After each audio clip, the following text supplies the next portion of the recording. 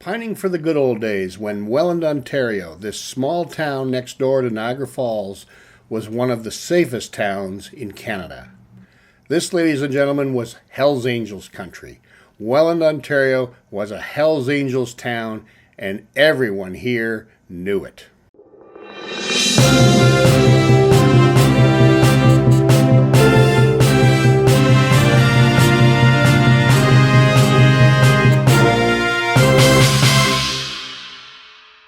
It's a beautiful day here in Niagara Falls. It's May 2017, and today we're going to take the bike and we're going to head to the abandoned distribution network for illicit drugs in Ontario.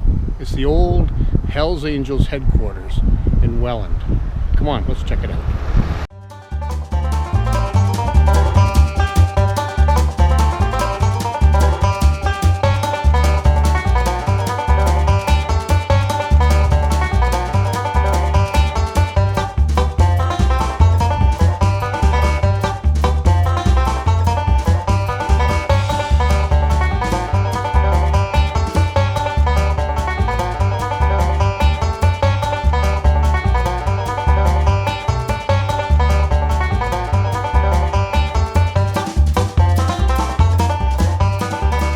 Hi again, folks. Rick from the Boondocking Bears.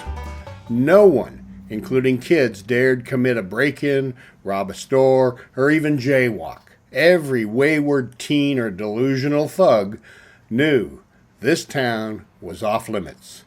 You see, Welland was the perfect town for the Hells Angels. It was a tough, sleepy, blue-collar rural town only a few miles from the bridges into the United States and less than an hour's ride to Hamilton and Toronto.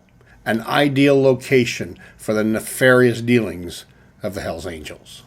Now, the Welland headquarters was the epicenter for the major drug trafficking operation between the U.S. and Canada. Big time. Tens of millions of dinero, jack, moolah, buckaroos, benjamins, dollars, whatever you want to call good old barrels of money were passing through this sleepy town. And no punks trying to cop a TV or pinch a car on Friday night were going to mess that up. You see, the Hells Angels didn't want cops roaming the streets, potentially interfering with their operation, so took it upon themselves to make sure the streets were safe. Now, over my shoulder, behind these locked gates, was where it all went down. Hells Angels headquarters. It's abandoned now, empty and derelict. You see, as so often happens, the government stepped in and changed a town. After years of undercover investigation, the cops made the raid everyone knew would eventually come. Busted. In a massive operation, the chapter was destroyed, all the main leaders arrested, convicted, and are now serving long prison sentences. And the clubhouse here was confiscated. Now, don't get me wrong, use and trafficking of illicit drugs is a blight on society, producing enormous heartache. It's not good, and I'm not a proponent of it. But from even the worst of crimes comes some good. The silver lining, if you will. Now, in the years after the big bust, the Welland crime rate is way up, more akin to other similar-sized towns in the country. And the miscreants who were previously afraid to pee on their own shadow are on the loose to do their petty crime.